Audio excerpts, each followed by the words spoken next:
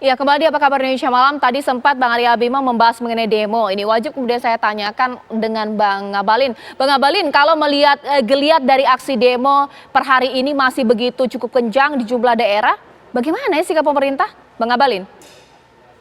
Ya, yang pertama memang kita sangat prihatin ya, sangat prihatin terhadap demonstrasi yang dilakukan di Jakarta dan di beberapa tempat di Indonesia, khususnya di daerah-daerah di beberapa, di Jogja, di Makassar, dan beberapa tempat yang lain.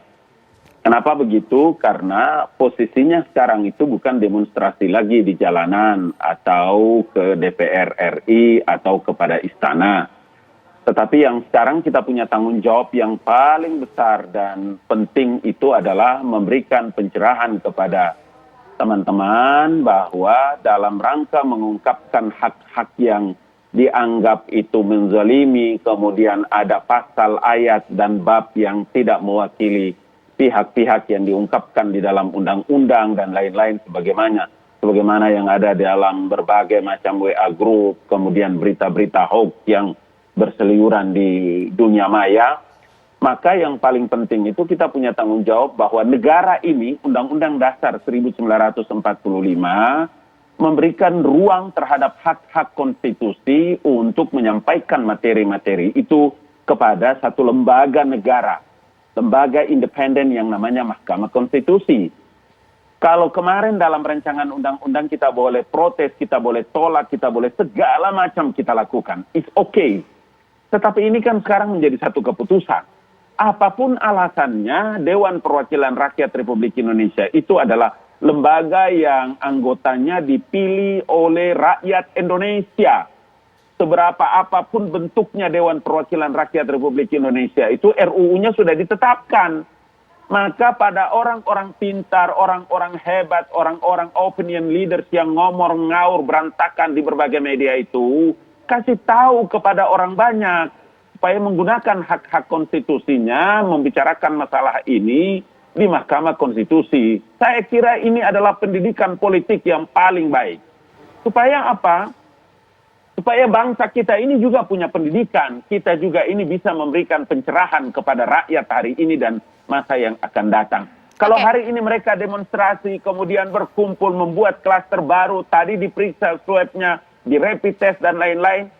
Ini kan ada klaster-klaster baru yang sekarang bangun ini. Mereka membakar di sana sini. Semua fasilitas-fasilitas umum itu dibangun dengan uang rakyat, Bung. Anggaran pendapatan belanja negara yang pajak-pajaknya diambil dari uang rakyat. Baik. Kenapa kita begitu brutal? Bang Ngabalin. Gitu loh. Bang Ngabalin, karena sudah keluar statement dari salah satu menteri ini mengenai ada sponsor di balik aksi demo. Jadi siapa, Bang? Sebut saja namanya. Ya, nanti kita lihat ya. Saya mau juga mungkin besok atau malam nanti sekitar jam-jam 10, jam 11 kita bisa tahu, dan biar saja nanti tentu saja aparat kepolisian ya, aparat keamanan yang memiliki kewenangan untuk bisa tahu itu, dan saya kira tidak terlalu etis dan tidak terlalu arif saya harus bicara di forum ini. Baik, terima kasih Bang Ngabalin.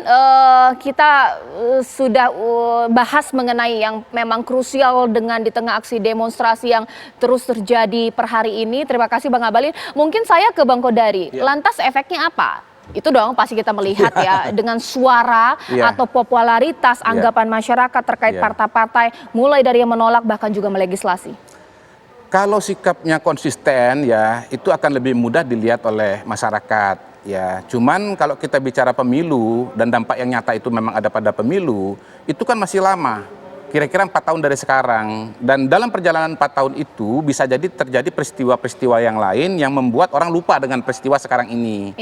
Yang kedua ya bisa jadi kemudian orang partai politiknya sendiri bersikap tidak konsisten yang saya sebut sebagai oposisi situasional tadi itu, tergantung kepentingannya begitu.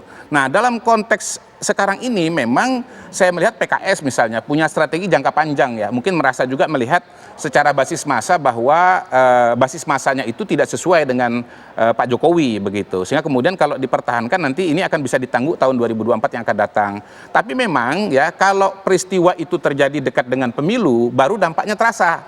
Nah, saya justru menduga atau melihat bahwa ini dibikin sekarang ya, ini isu besar, panggungnya juga besar, dibikin sekarang supaya apa? Kalau ada efek negatif itu akan tenggelam dalam perjalanan waktu, kira-kira begitu. Nanti saya akan bertanya kepada narasumber saya, ada 3 dari perwakilan partai politik ketika ketemu dengan massa, asosiasi berupa pemilih mereka, ini bagaimana, dikomplain tidak dengan ada yang mendukung, ada yang tidak kemudian mendukung, bahkan juga nanti ditanya ke Mas Pipin ya, karena ditantangin Mas Arya Bima, langsung dong, kalau dukung konsisten, kalau tidak mendukung konsisten ya. Satu lagi sebetulnya, nah buruh itu problemnya adalah di Indonesia ini tidak cukup solid dan kompak begitu, aspirasinya terpecah-pecah gitu. Sehingga kalau berharap bahwa dengan menolak Omnibus Law maka buruh kemudian akan suaranya lagi ke semua, itu agak sulit. Sesaat lagi pemirsa, saya akan bahas usai jeda berikut.